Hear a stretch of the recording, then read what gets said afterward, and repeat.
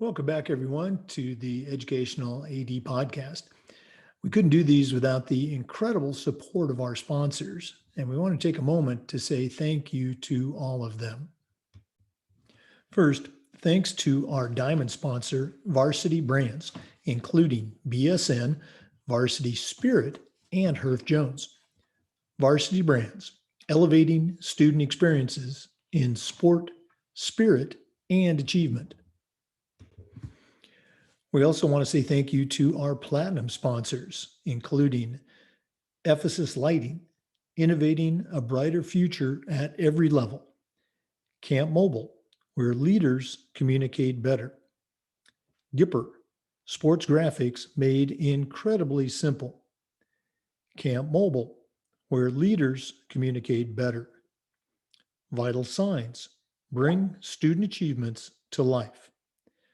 Hometown Ticketing, simple and easy online ticketing. And thanks to our newest sponsor, Booster Digital Displays. Revolutionize your game day experience with Booster Digital Displays. Thanks to all of our great sponsors.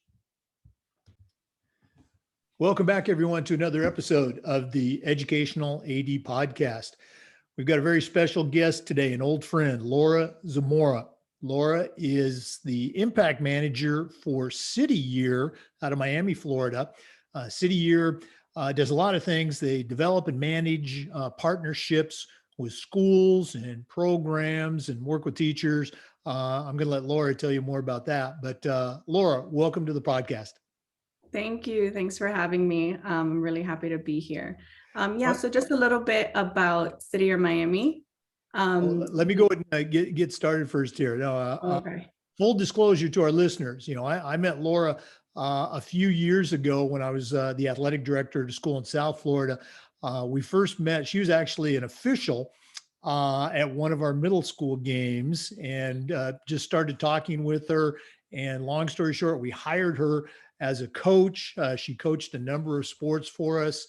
We followed her career, through college and everything. And now, here she is, knocking them dead in her new role. So, Laura, we always like to let our guests tell a little bit about themselves so our listeners can get to know them. So tell us a little bit about yourself, where you grew up, where you went to school and college, and how that kind of led you to your current position with City Year. Okay. Well, I was born and raised in Miami, Florida. I began sports at an early age. I did competitive cheerleading from third grade to like 10th grade. Got into volleyball, got into soccer, got into basketball. And it was just a natural transition, right? Always very competitive, always really excited about sports in general. I was just very limited until I got to high school and they offered more sports. So right after high school, I began working at Miami-Dade, and then that's where we met when I was officiating at the middle school games. My volleyball coach from high school encouraged me to do it. And I took a chance, right? It was a little intimidating, but that got me kind of into the world of coaching and really working with young people. And so the opportunity to coach at the school was amazing. The girls were phenomenal. They were so young and in such an impressionable age. And I felt like I connected with them so well, not being far off, right? And so that was a really great experience that I think helped carry me through a lot of the work that I've done up until now. Right after I finished coaching, I attended Miami-Dade College here in Miami, and I transferred to Florida State. There, I studied, and then I also volunteered a lot. I worked with Syrian and Congolese refugee families, and more specifically with the children. So I would go to the school and I would help do some kind of social emotional learning with them, kind of helping acclimate to life here, especially, in Tallahassee. So it was a wonderful experience. And after graduating, it was just a natural thing. I learned about City Year Miami. There's a partnership with the school district here. So we get to serve in 18 schools. We support in math and in reading in middle school and in high school. We're looking to see if we can grow a little more. But aside from just the direct impact in the classroom, there's a strong emphasis on building relationships. So we support through social emotional kind of coaching, attendance coaching. We recognize that it's a whole child approach. You can't meet the needs of a student in the classroom if their needs are not met outside of it. And so just doing what we can with the capacity that we can, right? If it's up to teachers, that's way too much. So we're kind of there to help supplement that. So we're in a very unique position, being able to work with students and partner teachers and school administrators and things like that. So that experience was everything to me. It changed my life. I learned so much about my students and I learned so much about myself. And I was fortunate enough to be able to grow with the organization. So now I support volunteers like where I began. In that process, I help manage the partnership with the school. And then anything else that comes with working with a nonprofit, which is like a million different jobs. But it's really fulfilling to be able to have the connections with students, and everything is just like students first. That's my thing. That's what makes me feel good. So I'm here now, and I'm just very grateful for that. That is so cool that you're able to turn that experience right out of college into now what's the start of your career. Very cool. Laura, in our profession, as athletic directors and as educators too, we always talk a bit about the importance of leadership and particularly mentoring. So I'm always curious, who were some of your mentors, growing up? Maybe family members or teachers or coaches, or now maybe people that you worked with or worked for. The expression I like to use is, I still hear those voices in my head. So whose voice do you still hear? It's hard for me to pinpoint one person. I think that I've had so many coaches over the years and so many teachers that have been able to teach me different things about myself. Everyone comes with their lived experiences. And so I think that I've taken a bit, right? When I'm not believing in myself too much and my self-esteem is low, I'll hear my volleyball coach from high school, Coach Trimble. When I need to kind of just like put some pep in my step, I'll think about my coach Jose from cheerleading. But when I really think about someone that has helped me grow and helped me realize things about myself, I would say it was my director when I became a volunteer.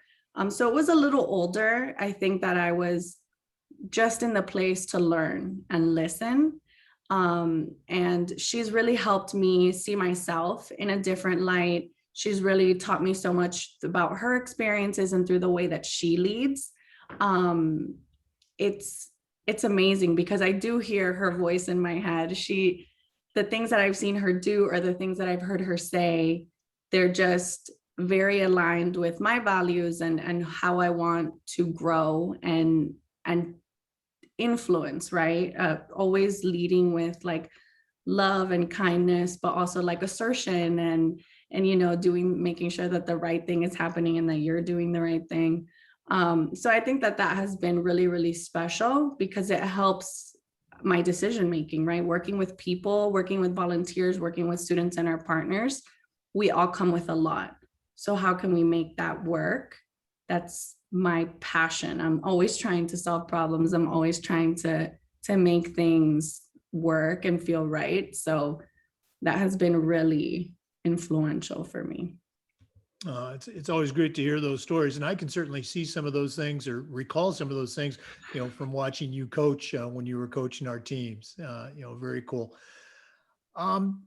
Take our listeners through, just a bit of how City Year actually works. Connecting the client, the school, et cetera, the organization with one of your volunteers, one of your professionals, and then maybe talk a little bit about the managing and the follow-up. How does the process actually play out? So specifically at City of Miami, we get to serve in our 18 schools through our school district partnership. They kind of help us identify the schools that we're going to support based off of historical trends, state assessment performance, and things like that. So that's kind of predetermined in the conversations way before it gets to us. And so our role as managers and as just staff of the organization, we help with interviews, right? So we have admissions and recruitment teams that go out to schools or conduct now Zoom interviews and like networking events to help connect young people with our work. So we as managers and as staff, we understand the organization, we know what we're working towards. So we get to interview the volunteers and see if they're a right fit for the organization. With that is a huge commitment. We're an AmeriCorps program, right? So you're living on a stipend, you're committing to X amount of hours in a 10-month period. You're working in under-resourced schools, right? It's the reality of our work. And so it's a huge commitment.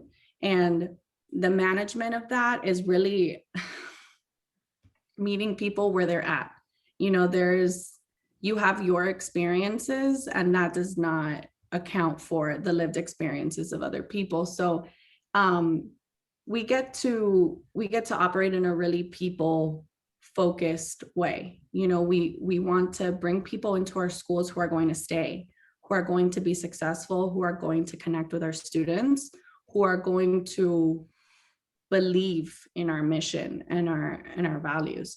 So it is a lot of connecting. Relationships are absolutely crucial. There's nothing in this work that we could get done without it. And we see that with our students as well.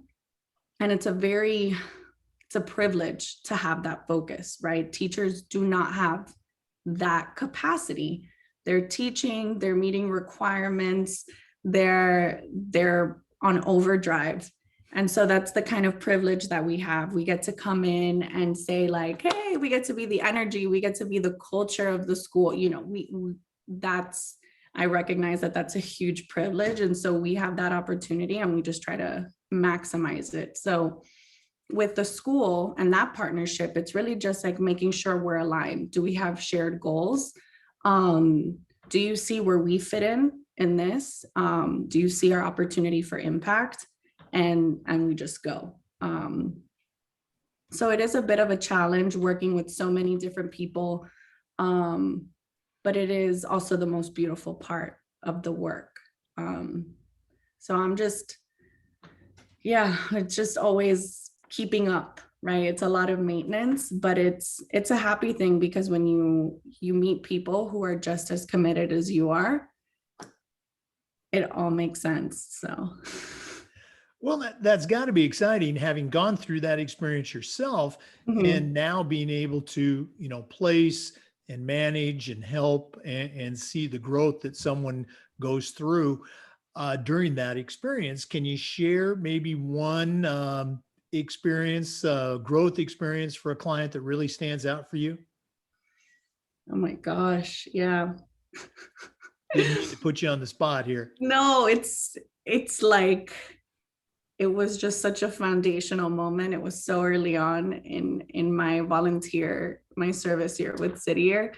I can't remember what was being asked of the class, but I was walking around just helping make sure that students were on task. And I see this student and he's just sitting there with like a blank face, not moving, so I look at him and I tap him on the shoulder and I'm like, hey, we're moving ahead, take the book out, whatever. And he just looks at me and he just is super serious. And then I feel like him getting upset and I'm like, but I'm not breaking eye contact with him. And it starts to get more tense. And I'm like, is this a joke? Like what? And so I'm like, okay, I'm just gonna walk away.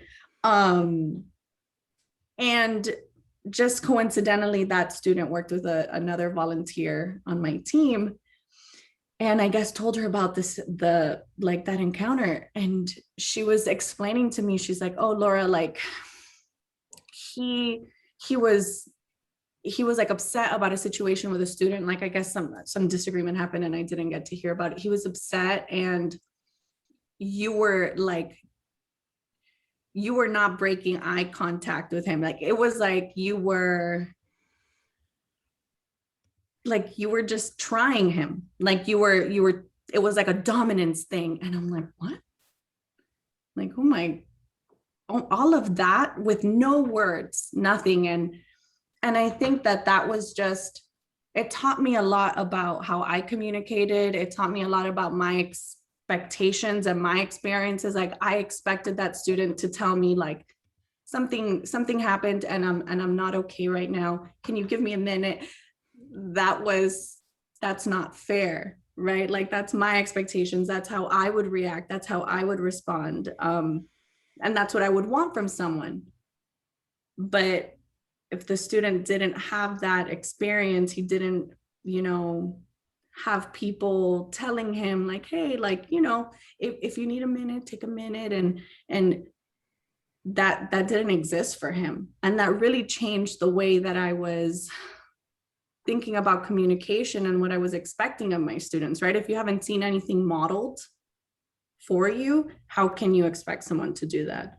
So it was a lot of my conversations after, like, hey, I need if I wasn't having a good day or if I was having a moment. But it was just really enlightening, and it was tough because I'm like, that could have defined our relationship.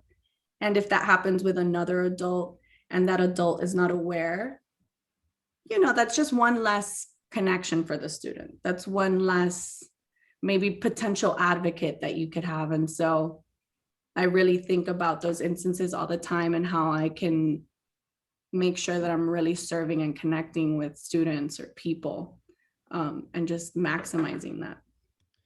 It's a great, great example, and I really appreciate you sharing that on the spot. Okay, it's good stuff.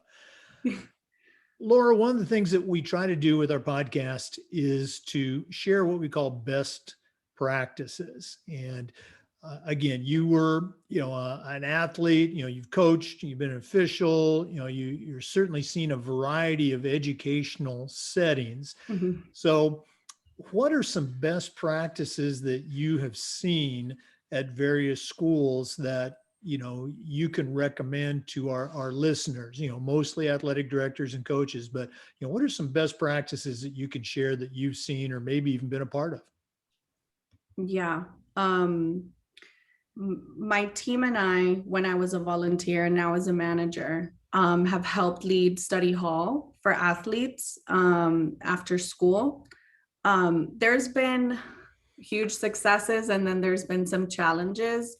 But I think that creating that structure after school, really prioritizing, like, you are a student first and you are an athlete second. If you are not performing in school, you don't have the opportunity to perform in athletics.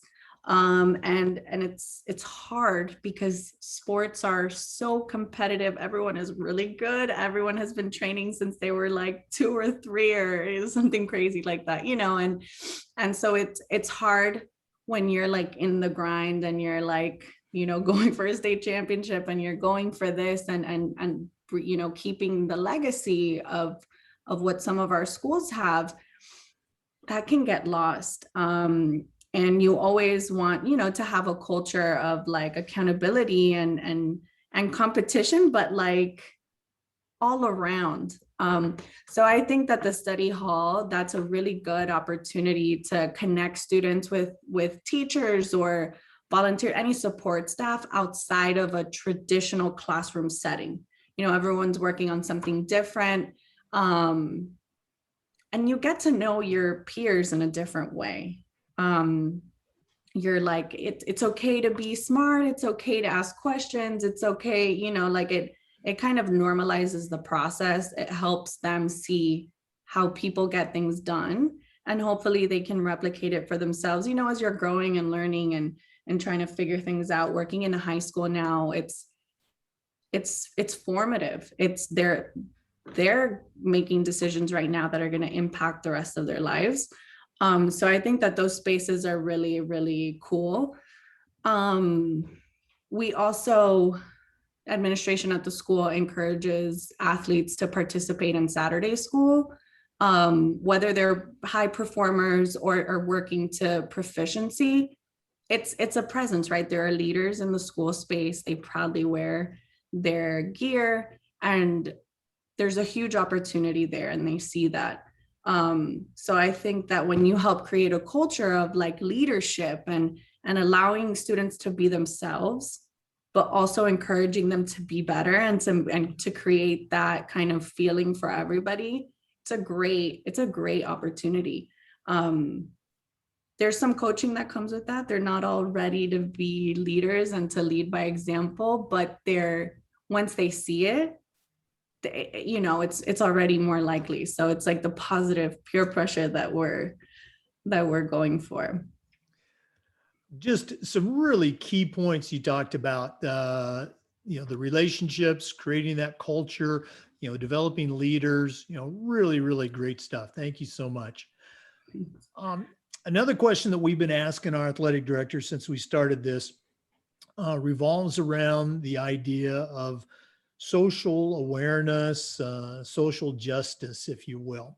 And my question has been this: what are some things that we can do as educators, as leaders, as athletic directors? What are some things that we can do better in this area of social awareness? Yeah. There are so many initiatives, right? There's so many efforts to build awareness, to advocate for equity in every space. I think a lot of what I will always say is just like conversations and relationships and connections. I think we have to work on building trust within our teams, within our organizations. I think that it's a missed opportunity if you don't have someone that you connect with, right? As a student, like as a student athlete to an administrator, athletic director, coach, and vice versa. We have a lot to learn from each other. And I think sports are always the place where you can connect with people in a different way from different walks of life. It's always just served as a great opportunity. I think regardless of where I played a sport, I always knew different people because of that. I think that when you're working and serving people, you need to make an effort to understand them. And this is just, it comes with conversations at your breaks, right? Like team builders, icebreakers, if there's the capacity, right? Because I know that capacity is huge for everybody. Everyone's doing a million things, but check-ins or like a one-on-one, it's an opportunity to learn about people and prioritize their experiences. If there's someone that is struggling with housing security or food insecurity, you can be sensitive about it while still creating an environment that empowers the students, right? Like saying, hey, leading by example, and like, that's not okay to say, right? Like that's not true of people. And, I think it's when you connect with someone and you get to know them on a personal level, you're more accountable. You can't wait until things affect you or the people that you love. And I think that there's an opportunity in getting ahead and saying, hey, this is what we are going to tolerate. This is what we are not going to tolerate. And we are all going to be accountable for it. If you hear me as an adult say something that is inappropriate or a misrepresentation of someone, let me know. And I will do the same for you. But that can't happen if there's no trust, if there's no relationships. It's always going to be an attack. It's always going to be a, judgment or criticism. Once we like break that down, there is a huge opportunity in that. Getting to know each other, caring for other people, whether you know them or not. That I'm very passionate about that. I mean, just some great advice, and I really appreciate you sharing those points. Let's lighten it up a little bit. Okay, what's your favorite part of the city year experience? What's gets you excited about coming into work each day?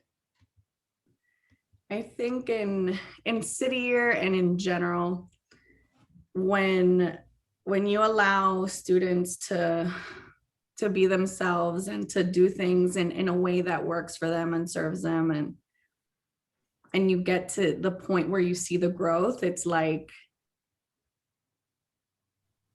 a flood of emotions. It's just like this student started here and they're here. They took the advice, even if it was on their own time. They took the advice. They just were in the position to support themselves, to like help themselves get there. I think that's huge. I've a lot of the conversations I've had with students have been around being able to express themselves when they have needs and to be able to advocate for themselves. And when you see them practice things like that, it's incredibly meaningful. You in that moment, they're going to be able to do that for themselves moving forward. And it's not something that I'm going to do for them. You modeled it for them. They saw it and they took it and they did it. It's incredibly powerful. It's really exciting. Yeah. Well, I can tell you're really enjoying it, and it's been great to again kind of follow your career these last couple of years. Enjoyed talking with you, but we're not done yet. We always like to wrap up with what we call the athletic director's toolbox. Now, again, we've already said you've got a good background in athletics, certainly, in education and working with young people.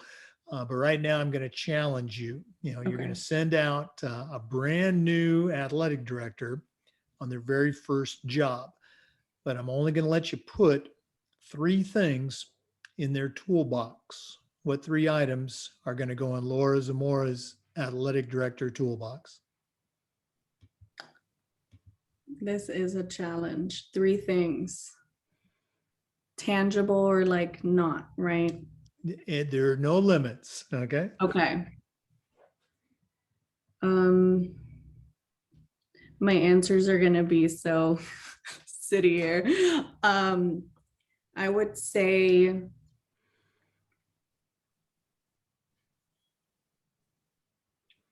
vision, right? Just seeing your understanding of success, what you want, like what success looks like for you, for the student athletes, for the coaches. And then I think communication, right? You need to be able to communicate that. You need to be able to connect with people to help make that happen. If you need resources, you're gonna have that initiative. You're gonna be the one that's gonna help make it happen and build bridges and come through. And then I would say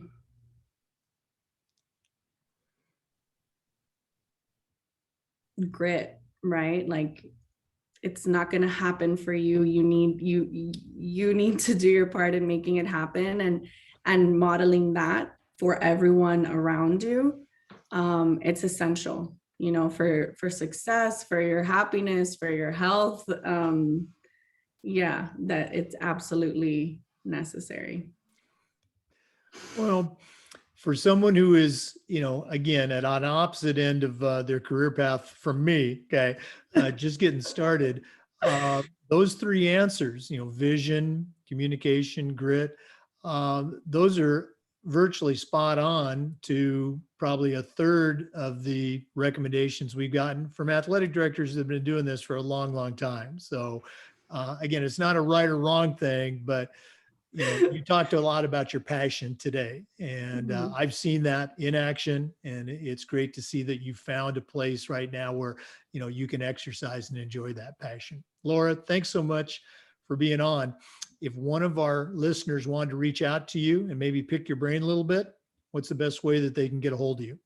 I will send my work email. We can post that. Very responsive, and I'd love to connect with anyone. I know that my role and my place in the environment with students is very different, but I'm very, very passionate and love to hear from other people. So definitely email. Okay. Should I say it now? You Or do should, you want to because say we're it? just a poor bargain basement podcast right now. Yeah, you have to say it out loud, and then they'll Okay. have to play it back to write it all down. Okay, great. So it's LZAMORA at cityyear.org. You can reach me there. Um, yeah, and I look forward to hearing from whoever's interested. That was pretty easy. L Yeah. Zamora at cityyear.org. Yep. Can I tell people you're also on LinkedIn? Yes, I am on LinkedIn. Yes, that's even better. That'll help create the accountability around LinkedIn. I'm really trying to grow there. Okay, no, absolutely. To our listeners, remember these Zoom recordings are also being uploaded to the FIAAA Educational AD Podcast YouTube channel. And thanks for listening. Come back again next time for another episode of the Educational AD.